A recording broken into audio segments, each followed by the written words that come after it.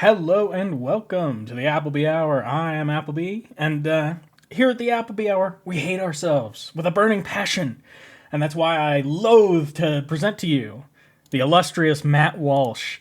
Take it away, Matt. Oh, we talked about the media's predictable shift into glorification mode for Kamala Harris. They know True. that she's a thoroughly unimpressive, mediocre figure, so we'll take a massive and relentless propaganda campaign to make her suddenly seem compelling to a large enough portion of the American electorate. I'm sorry, but at this point, I think a literal stone, like if we elected like a chunk of quartz, I think that would be compelling to the American electorate at this point, because our choices have been so dog shit for so long. I'd take literally anything. A above average intelligence gopher, perhaps. The media has its work cut out for it, which is why it has wasted no time rebranding Harris into something that bears no resemblance to who she actually is. But on the left, that's interesting. We know that making someone into a hero, which is what they're in the process of trying to do, no, also means making them into a victim. There could be no hero who isn't a victim. No, what? It is heroic to be a victim, and the left is... No. No, I don't think so. I don't know. When I picture someone who's a victim, I'm picturing somebody who's just allowing themselves to be victimized. To me, that's not heroic. It's the people who stand up against victimization, right? It's, yeah, I don't know. And, it's funny coming from Matt Walsh. It's funny coming from any of these guys. I mean, I know they're all just bought and paid for, but... I don't know, the fact that they can go back and forth on, Christians are a victim, but victim culture is bad, They're always fucking being persecuted, even though they're just not. This view of things. And the faux victimization process for Harris has also been in full swing. We're told that people who don't think that she's a qualified candidate, especially those who point out rightly that she didn't make it to this point in her career through her merit, are all sexist. Nobody makes it anywhere in their career through merit. The people with the most merit stay at the bottom for their entire lives. Our system does not reward merit. It's incapable of rewarding merit. In fact, it punishes merit. And if you have deluded yourself into thinking otherwise, then enjoy the bottom, I guess. And racist. There's one criticism of Harris, though, that has drawn the special ire of the media. Some people have pointed out that Kamala Harris doesn't have kids. I'm an antinatalist, so fine by me. She's got stepkids. Granted, they were, late teens, but whatever. You can have a personal relationship with your stepkids at that age. But Washington also didn't have children. I wonder if he's going to bring that up. I somehow doubt it. According to these critics, who, of course, happen to be right. Although, again, he had adoptive children, so maybe they're like, oh, yeah. So the argument is those stepkids were too old, which is whatever. I don't think you need to have children to be fucking president. The fact that she has no children makes her even less qualified for the presidency. So here's just one example of someone making this point. Cassandra McDonald. Okay. Even if I accept your argument that, having children, therefore she doesn't have a stake in the country. That's the argument I've been seeing on the right. Now, maybe Matt's going to present something different, but that's the argument I've been seeing. She doesn't have a stake in the country's future because she doesn't have children. Even if I grant that, that has nothing to say about her qualifications. Not having a stake in the country, I don't feel like that's a qualification. When I think of a qualification, I'm like, what are her skills? What can she do in the job? Not I don't know. You could be a very qualified Russian plant, right? Tweeted a couple of days ago, quote, "It's so weird that Kamala has no children. Too busy ladder climbing, I guess. I don't believe people without kids should be running the country. No skill." You know what? Actually, this is a great point. Too busy ladder climbing. If she had children, she would never have gotten where she is. You kind of do have to choose if you're a woman. One of those things. And so I don't believe people without kids should be running this country is the same as saying I believe men should be running this country. I don't think a woman can run this country because you You cannot, in our current system, if you're a woman, have kids and climb up to the top. You need to choose. Get in the game. I will say that calling it a ladder is very generous to Willie Brown. But her overall point is perfectly valid, though. Ha ha ha ha ha. I don't know. Sleeping your way to the top, in my opinion, like I said, the idea of meritocracy, it's just nonsense. They're like, in order for you to have a meritocracy, first of all, like minimum 100% estate tax. I don't know how that's a controversial opinion. How can you possibly be a meritocracy if you're born past the finish line? Like what the hell? I don't know how you could possibly think that. Like if there are people who are born so rich that they'll never have to worry about anything in their entire lives, then your country's not a meritocracy. It can't be. But whatever, that's kind of an aside. Sleeping your way to the top is a perfectly valid way to gain power in the United States. And, not to mention, this was just her early career. Any implication that she's fucking, like, even back then, it's kind of like, come on, guys, this is weird. Like, maybe that's what happened. But later in her career, there's no evidence of that. That's just sexism from there on. Like, I don't know. Like, you think she couldn't have become a fucking prosecutor or whatever position she allegedly slept her way into? It was state level in California. Now, you're telling me it's impossible that she could have got there on her own? That's fucking nonsense. And as I said, plenty of people have echoed similar sentiments. The media, however, isn't having it. Articles in the New York Times, Rolling Stone, Vogue, even something called the Hindustan Times have lashed out at these critics. Reading now from the Rolling Stone, Kamala Harris has not given birth to children and is therefore unfit to be president of the United States. Appears to be the first line of attack the GOP has come up with since the presidential race was upended this weekend when President Joe Biden dropped out. And by GOP, I think they mean J.D. Vance. I believe he started this whole thing, and now now the right has to play defense for this ridiculous nonsense. Which is so predictable that it borders on laughable, except if the last decade has taught us anything, it's that the GOP is deadly serious in its endeavor to turn onion headlines into political platforms and subsequently laws. First of all, Kamala is not childless, nor does she appear to be miserable. Whether she owns a cat is unclear. And even I like this person's tone, their voice. Whether she owns a cat is unclear. Yeah, that's the thing. It's interesting. She's miserable. And she's laughing all the time. That's the two things that they've attacked her on. She's a miserable cat lady, and she's constantly laughing.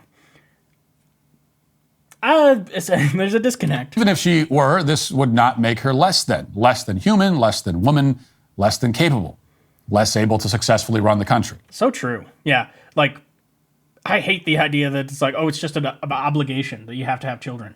Why? What's so great in the future that I want to produce more people to experience it? It would be one thing if everything was on the up and up. I would still disagree, but at least I could understand. Things are not on the up and up. And it doesn't look like they're going to be for quite some time. Unquote. Vogue agrees, adding, quote, it should go without saying that how a person creates or finds family has nothing to do with their value as a person, nor their fitness as a public servant. Yeah, I can't wait to hear him come out against that idea. See, this is the beautiful thing about conservatives. They're like, oh, we're pro-family, except every type of family except for this specific one, this one right here. Oh, you adopt, disgusting. Oh, step parents, ugh. Multi-generational household, that's for like those dirty brown people. We don't want that. But more to the point, would a male presidential candidate ever be raked over the conservative coals for failing to reflect the one man, one woman, 2.5 children family structure that American culture has idealized since the Cold War? James Buchanan was famously a bachelor after all. Unquote. Meanwhile, the New York Times responds with a historical rebuttal. Okay, so I don't want to wait for Matt Walsh's take. Just tell me what you think, Matt.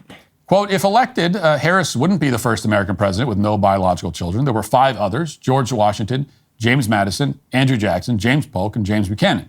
I didn't know there were so fucking many. Warren Harding had a child out of wedlock and publicly denied it paternity. That he was the father was confirmed by DNA testing almost a century later.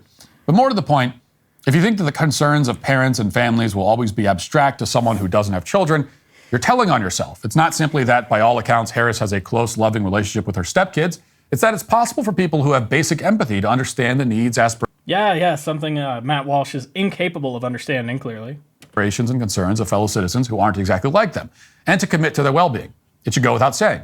Having children doesn't necessarily make you a better person. Strong agree. I have a feeling Matt's going to argue against that. That's going to be... Well, yeah? that did go without saying, which is why you didn't need to say it. Okay, well then what the fuck are you saying? No one is claiming otherwise. I've never heard anyone claim that people with kids are necessarily better people than those without them. That is not the argument. Okay. Being a husband, father, and host of my own show means life. Ingredient happens against code Walsh. So let's go through this point by point. First of all, yes, there have been other childless presidents before, but if you you acknowledged it. Wow. count Warren Harding, it's been 100 years since the last one. If you don't count him, it's been 150 years. So the history cuts against you here. How? I mean, it's accurate to say then that nearly every U.S. president, nearly everyone, has had nearly everyone has fucking kids. children. And over the past century, every U.S. president has had children. Okay. Now, sure, George Washington is one of the greatest figures in American history, president or otherwise. Yeah. And he didn't have children. But there are exceptions to every rule, and I have no problem accepting him as one of them.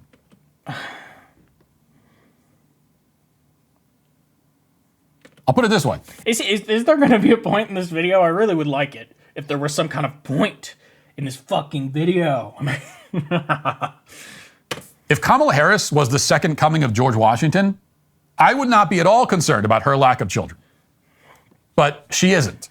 I mean, she hasn't really been able to do anything over her career. Who's to say that she isn't? I mean, I don't believe that. I personally think she's kind of fucking shit, but you know, it really matters what you do once you get in there, you know? It's like Abe Lincoln said, you want to see the true character of a person, give them power. See what they do with it. You know, I want to give every president that shot. Like, oh, what do you do? What do you do when you get into power?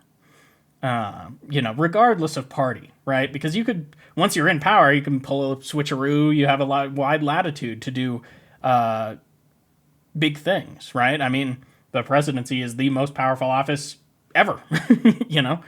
Not necessarily in the scope of its powers, but in the reach, you know, that America's the most powerful empire ever to exist. And so even though the powers are more limited than like a king or something, it's still like the ripples are much larger than any king ever had. Okay, not even close. So anytime someone says, well, but George Washington didn't have kids. Yeah, that's George Washington. Okay. Right, but the point is that it has no bearing on her fucking fitness. Like, why are you bringing it up then? Like, if she's bad, then attack her for being bad. If you don't think that the kid thing has anything to do with it, then what is this video? Okay. Kamala Harris is not George Washington. Yeah. Also, I mean, all of these childless men were not childless by choice. They were unable to have kids. For George Washington in particular, the fact that he could have no children of his own was a source of great pain in his life. That's a very different thing from someone who chooses to forego children in order to pursue their career. George Washington was not what we would now call child-free by choice. Yeah, no, that's fair. In fact, he would have been fairly horrified by such a mentality. Yeah, well, whatever. If anyone in his time had that mentality, which nobody did. Second, you cannot credibly claim that this line of criticism against Harris is sexist and that a male candidate wouldn't experience the same scrutiny. I cannot believe you are arguing this. I would never in a million fucking years would anyone ever, there has to be, you know what? I bet you fucking dollars to donuts that there's been a goddamn presidential candidate who was a man who was childless and it was never brought up. You know what? Comment And tell me if I'm right about that. I bet I am. You don't know that. Again, we have had we have not had a childless president in a very long time. Yeah.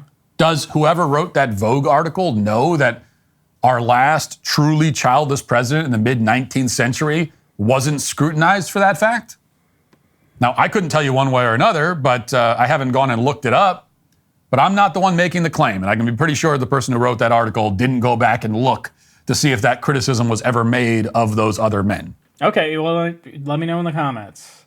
God, he's killing me. Wait, what's the point? What's the point of the fucking video? And if I had to guess, I would say it probably was. But here's the thing, we don't need to go back that far. In fact, conservatives have made this point about male politicians who aren't even president and are on our side of the aisle. Okay, and we have made that in this election cycle. I myself argued just a few months ago, and I was not the only conservative saying this, that one of the many reasons I didn't want Tim Scott as the nominee, not that he ever had a chance, is that he's unmarried and childless. We had this exact conversation about having childless, people running. You know what? Fair enough. Fair enough. In this specific instance, it wasn't sexism. It was just you being a weird breeder fetishist. That's fine. I'll buy it. In the country, we had this a few months ago about a man who's a Republican. Okay, but what is the? You still haven't told me why that's bad. You know what? He's not gonna. This is the thing about conservatism. It's just blind adherence to tradition. We had kids, therefore we must have kids, despite the fact that our population is still growing and chugging along fine. I guess they're afraid of the great fucking replacement, like a bunch of goddamn fucking. I hate these chuds, man. I mean, I hate everyone, but I love and hate, two sides of the same coin, right? I love to hate them. So this is a point that we do apply to men. And it's a valid point. Okay, nobody is saying that Harris being childless is the main reason, much less the only reason to oppose her candidacy. If everything else about her was great, I think most of us bringing up this weakness would be willing to overlook it. But it would still be a weakness. That's because having children gives you a stake in the future of the country. Does it? How? How? Fucking how? Most parents I know don't give a fuck about their children. Like, what the fuck are you talking about? Like, I'm pretty lucky. My folks are pretty good, Like, I don't know. I give them combined a B-, Pretty good. But most parents couldn't care fucking less about their kids.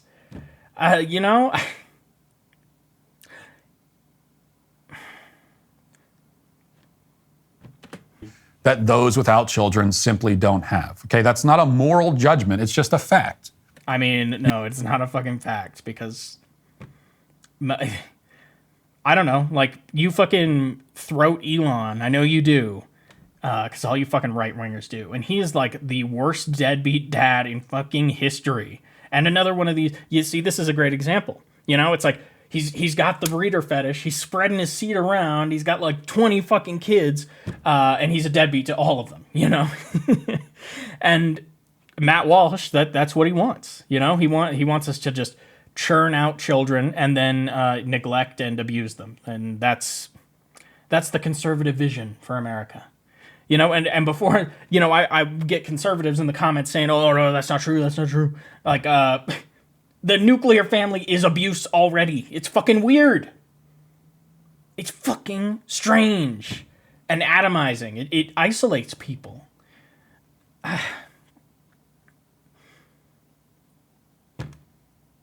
Multi-generational families. That's the agenda over here at the Appleby Hour. You have more invested in the future of the country when you have children who will be living in it. No, not in my experience. Like, especially on your side, because you fuckers don't give a shit about climate change. And you know what? He's not even going to address the empathy point, because to him that's like, oh, empathy, throw that out the window. Those without children. It's just fucking nonsense. Empathy.